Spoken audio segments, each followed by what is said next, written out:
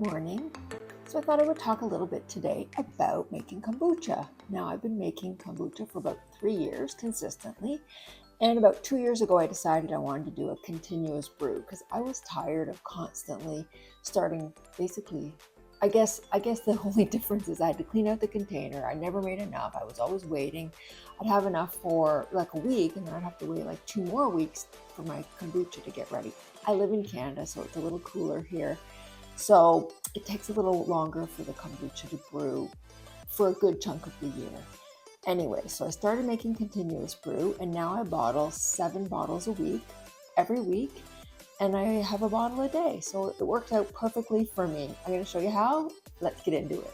When I first started making kombucha, I was using a jar this size, which I don't know what that size is. I'm going to look it up and I'll put it here on the screen. But so the basic recipe for this particular jar is 14 cups of water, 8 tea bags, 1 cup of sugar, and 2 cups of starter. So that was what I would do. So every time I would save 2 cups of this from this jar, save 2 cups, and then start again. And like you can see, it's just not a ton. It never lasted. So now I have a much larger jar and I can bottle once a week. And it's a lot more streamlined. I'm all about being efficient. So I'm going to show you how to make your kombucha the most efficient way possible, in my opinion. So the first thing you're going to want to do when you're making a continuous brew is you want to start making your next batch so that while you're bottling your old batch, you know, it's already working.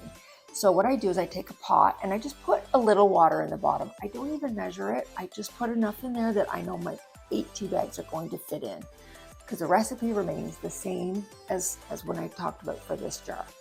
So I just put a little water in, I get the water boiling, and while I'm doing that, I get my bottles out of my cupboard and I start filling them with whatever I want to use in them for flavoring. I also will sometimes use juice. This bottle has cherries in it. I'm not sure if you can see them.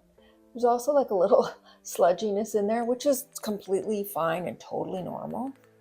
And then I have this one, which is lychee. And again, it's got a little sludge in the bottom, but that's completely normal.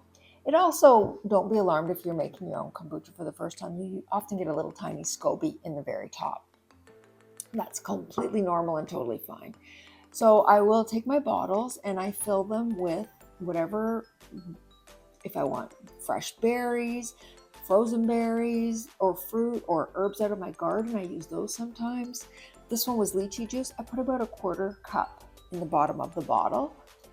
And it's oh my god, it's so good. Actually, this one is the first time I've used lychee. It's so good, so good. But like sometimes I even go out in my garden, pick fresh herbs and pop those in the bottles.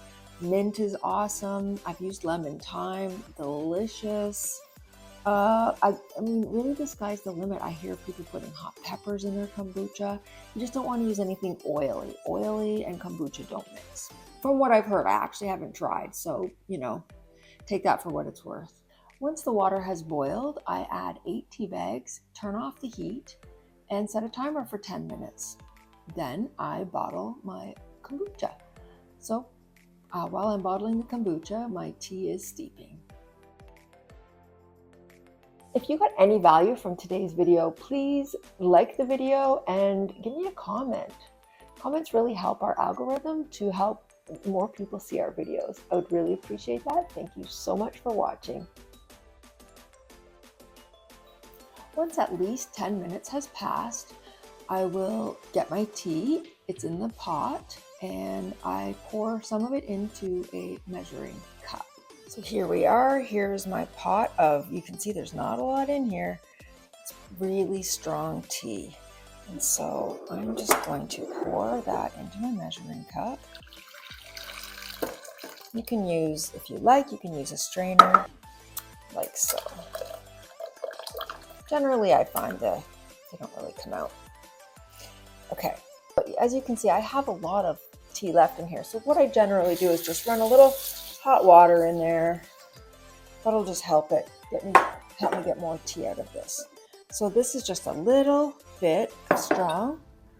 I'm going to add my cup of sugar to that.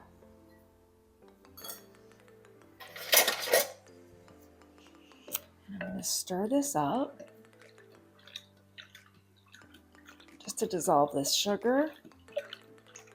And then I'm going to add water from my fridge to cool this down so that it's nice and cool. And this measuring cup is awesome. It's an 8-cup measuring cup, so it's pretty awesome. What I'm going to do is fill it to 8 cups and pour that in. And then I'm going to use this here, and I'm going to add more cold water to it until I get to 6 cups, and then that will be my 14 cups, and it all goes into the kombucha bottle, and then that's it. I'm all set and ready for next week. So I generally do this every weekend. It only takes, it's maybe 20 minutes to do, and I've got kombucha for the week. There, this is all mixed in, and now I'm just going to add the cold water.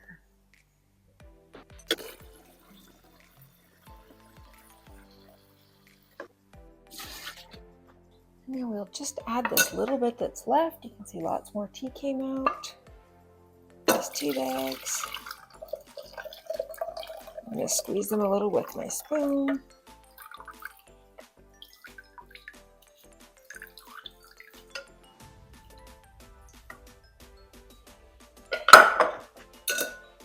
And I'm going to add more water and add this to the kombucha. And that's all there is to it. Now I'm just going to set it back to where it lives. Put the top on it. I did want to mention the reason why I used cold tap water was because the water was quite hot. And you don't want to put really hot water in here because it can kill your bacteria. So I always cool it down so it's at least room temperature or thereabouts. You just want to be careful with temperatures. I mean, you don't have to be super cautious. It just can't be super hot. And now I'm going to cover it, and it's going to sit here until next weekend when I will do this all over again.